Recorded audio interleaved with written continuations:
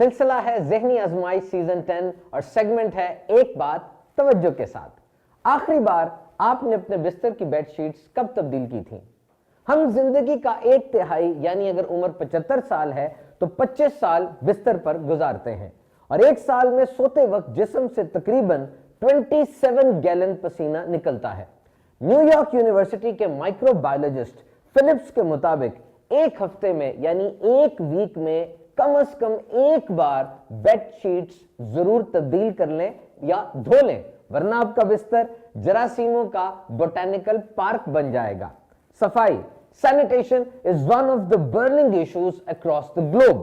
پوری دنیا میں صفائی ایک اہم ترین مسئلہ ہے۔ عام طور پر ہسپتالوں میں 20% سے 40% بستروں پر ایسے مریض ہوتے ہیں جو گندگی کے نتیجے میں ہونے والی بیماریوں کا شکار ہوئے۔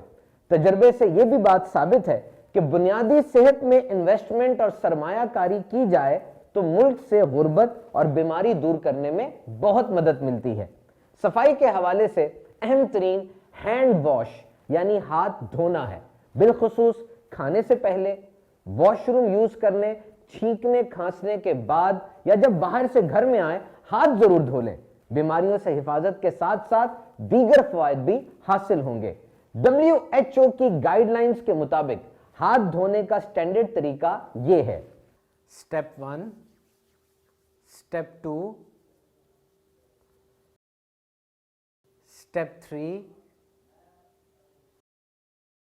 Step 4،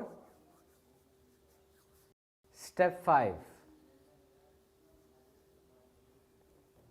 It's a famous saying, hygiene is as important as ABC۔ صفائی اتنی ہی ضروری ہے جتنی ABC ضروری ہے۔ یہاں ABC سے مراد ہے always be clean، صاف رہیے۔ اور ہاں یاد رکھیے، گندا کھانا یعنی contaminated food کھانے سے 250 مختلف قسم کی بیماریاں ہو سکتی ہیں۔ انفرادی اور اجتماعی طور پر گھر، محلے، شہر، پورے ملک کی صفائی میں اپنا رول پلے کیجئے۔ It's your basic responsibility. اور بیسک ایک مسلمان کے یہ کس قدر ضروری ہے؟ نماز فرض ہے اور نماز سے پہلے طہارت ضروری ہے۔ اورل ہائیجین یعنی منہ کی صفائی کے لیے مسواک کرنا سنت ہے۔